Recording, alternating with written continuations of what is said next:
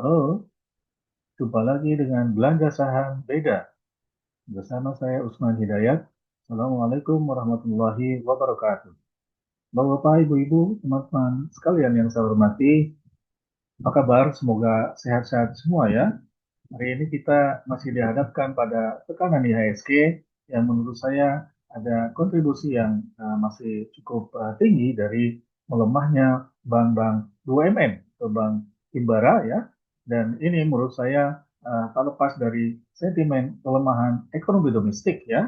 Dan tadi pagi ada rilis dari Kementerian Keuangan bahwa eh, kebijakan fiskal ada penyesuaian asumsi makro ya pertumbuhan ekonomi dan inflasi memasuki kuartal ketiga atau semester kedua 2025 yang itu dilakukan secara menurun ya. Artinya target pertumbuhan ekonomi dari kisaran 5% diturunkan menjadi 4,8% dan inflasi di kisaran 2,6% dan seterusnya ya baru bisa simak di media ya.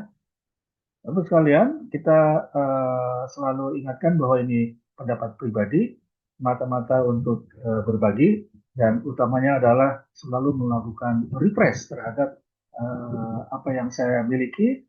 Saya melakukan analisis yang bisa saya lakukan agar saya bisa terhindar dari penyakit orang pensiunan ya Bapak Ibu ya katanya menghindari demensia. Jadi selalu mengaktifkan kemampuan kognitif, analytical data khususnya di data pasar keuangan ya. Nah, tanggung jawab menjadi tanggung jawab Bapak Ibu sekalian dan hendaknya Bapak Ibu mempertimbangkan apa, seluruh informasi yang relevan ya. Bapak Ibu sekalian, saya maunya sih informasi atau tayangan ini memberikan manfaat yang sebesar-besarnya buat Bapak Ibu sekalian.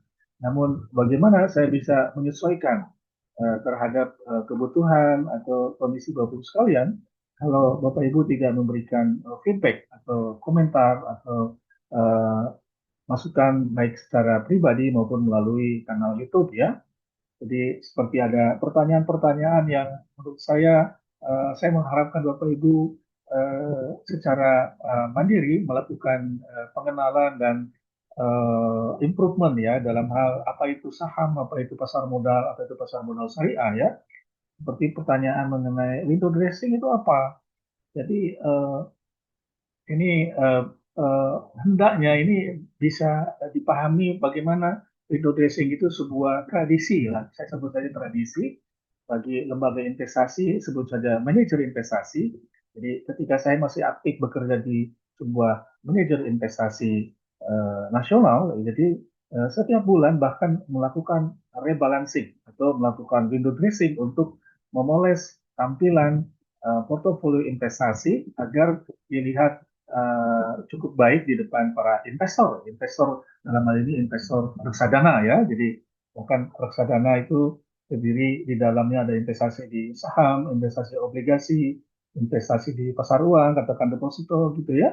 Jadi itu pasar keuangan itu untuk reksadana campuran. Jadi semuanya tidak hanya saham ya, obligasi ada pasar uang katakan deposito berjangka. Nah, ketika deposito berjangka eh, yang dimiliki oleh sebuah reksadana katakan deposito di BPR ABC katakan itu ya, ada juga tuh di BPR karena high return katakan.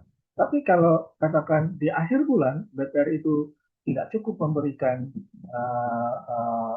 kesan yang apa ekspektasi atau persepsi investor yang cukup baik, maka eh, manajer investasi biasanya melakukan penyesuaian di akhir bulan.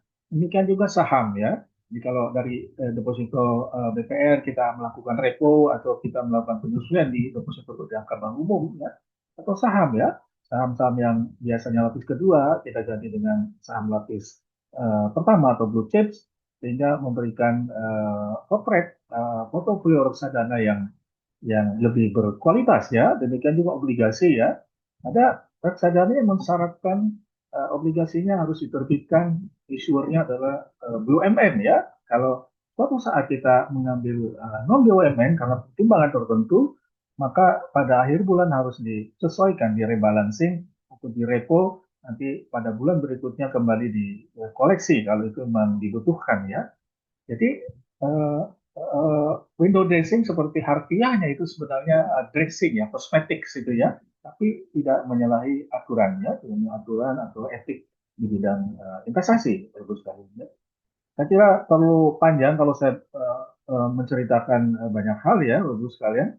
Jadi hari ini ya pagi-pagi tadi ada rilis dari Kementerian Keuangan melalui CNBC yang saya kutip ya, kondisi fiskal masih berat. Semoga IHSG dan rupiah kuat ya.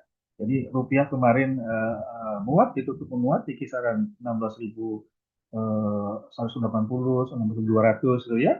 Menurut saya ini kaitannya dengan surplus neraca perdagangan yang kembali meningkat hingga 4 miliar dolar Amerika ya. Kemudian pagi-pagi dari Amerika juga bahwa kata Trump, Israel sepakat gencatan senjata 60 hari di Gaza dan Trump berhasil meloloskan RUU kontroversial tentang penerbitan utang baru sejumlah 53.000 triliun Bapak Ibu ya dalam rupiah di Senat Amerika. Sehingga ini meskipun menjadi tekanan defisit semakin besar di Amerika, namun menurut saya pasar akan merespon positif ya. Bagaimana pemerintah memiliki ruang yang lebih lebar untuk belanja-belanja yang diperlukan ya, tapi yang menjadi kritik para investor adalah belanja peralatan militer dan perang ya, itu yang harus kita waspadai atau kita cermati ya. Jadi hari ini setelah hari kemarin ada rilis inflasi ya 0,19% mantuman, kemudian PMI di 46,9 kontraksi ya. Jadi 3 bulan berturut-turut kontraktif ya. Belanja bahan baku, tenaga kerja, jam kerja, ada 5 komponen ya. Jadi intinya kegiatan industri itu menurunkan kapasitas atau utilitas dari produksi pabriknya. Ya. Jadi, ini menandakan permintaan yang menurun ya. Namun kenapa inflasi masih positif, masih tinggi 0,19? Kalau kita amati inflasi ini didorong oleh harga-harga bergejolak ya, harga makanan utamanya yang saya lihat tadi pagi adalah harga bahan pokok ya, beras, bawang merah dan seterusnya. Jadi hendaknya para investor melihat isu inflasi ini adalah inflasi fundamental yaitu inflasi inti. Menurut saya inflasi inti kita masih terjaga ya, masih terjaga di kisaran 2,34 kalau tidak salah ya, di kisaran 2,34% sehingga 2,37%, ya 2,7%, maaf.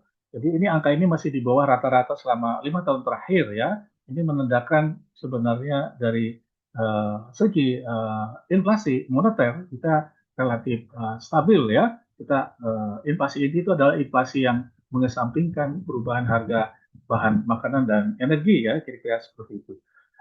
Bapak Ibu sekalian, kalau kita melakukan screening dari apa yang terjadi hari kemarin ini adalah saham-saham yang mengalami kenaikan ya. Kita memperoleh 9 saham yang Bapak Ibu bisa pertimbangkan. Saya kira bisa berlanjut meningkat atau kita hati-hati untuk melakukan stop loss. Jadi kita selalu menampilkan target price untuk melakukan profit taking dan stop loss ya. Harga untuk Bapak Ibu melakukan cut loss ya. Jadi segera dijual pada kondisi tendensi harga yang menurun ya. Ya, Bank BCA masih meningkat, demikian juga Bank Niaga, kemudian Excel ya, ICBP, Indofood.